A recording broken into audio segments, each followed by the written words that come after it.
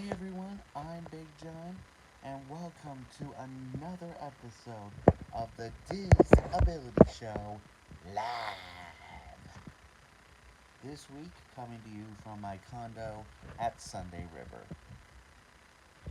This week, I want to talk to you about character dining tips. Now, I have a confession to make. I am not a huge fan of characters up in my face and up in my space. I like them from a distance. Unless they are a face character, like Peter Pan and Cinderella.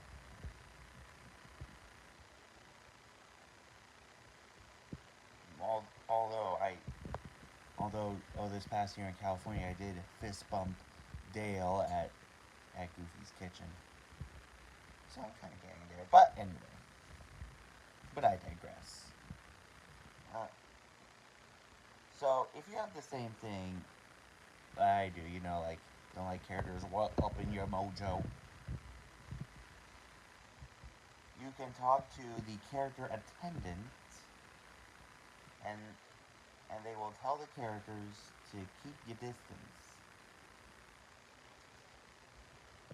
That way you can still have a great dining experience and enjoy the characters all at the same time. Now, if you're at Disneyland and you're dining at one of their character dining locations, they will put a balloon around your chair, which I think is pretty cool, and I think Florida should adopt that. But whether you like the characters up close or from a distance, it is still a magical thing, and it's still a great thing to do,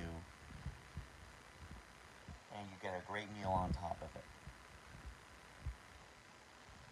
So anyway, that's my tip. As always, if you have any questions on how to do Disney for people with disabilities, let me know in the chat if you're watching this live, or in the comments if you're watching this later, and I'll make sure it gets into a future episode. And now it's time for this week's Top 5. So I did a lot of new things in 2023. Some new in general and some new to me. So, in honor of the new year, we are going to cover the top 5 new things I have done in 2023. Number 5, doing the nighttime shows at Disneyland. So, one night we did World of Color 1, which is the World of Color that they did for Disney 100, and it's coming back too. And which was amazing, and we did Fantasmic the following night, which, by the way, I can't say this enough. We saw Fantasmic the night before the dragon caught on fire.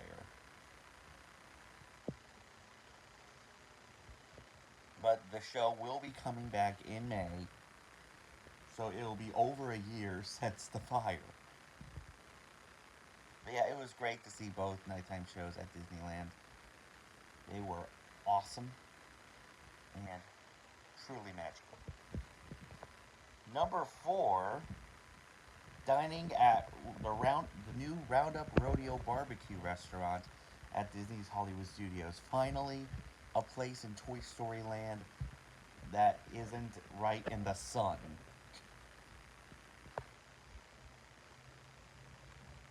So, this is a barbecue and restaurant, and it's all Toy Story themed, and they put all the food right in front of you. And unless you're a fan of spicy broccoli, do not eat it. But yeah, it was a great restaurant. Can't wait to do it again in February, this time without the spicy stuff. Number 3, doing my first ever Mickey's Not So Scary Halloween party. It was pretty awesome, but boy, can those parties wipe you out. I mean, got up at 4 in the morning to fly down to Florida. And we were there all the way up till 11 p.m. at the Magic Kingdom. I mean, we did a lot. We saw the cadaver dance. We did trick-or-treating. We did the Booty You Parade, which was awesome. And I still enough in my tank to do the fireworks. Number two, staying at the Disneyland Hotel, which was amazing. I mean, the OG. And we even got, the pool was amazing, and we even got to see the finishing touches put on the DVC villas at the Disneyland Hotel before before they were completed. And if we were going again, I would definitely want to stay at those villas because they're awesome. Because it's the Disneyland Hotel, baby. And the number one new thing I got to do this past year, riding Tron.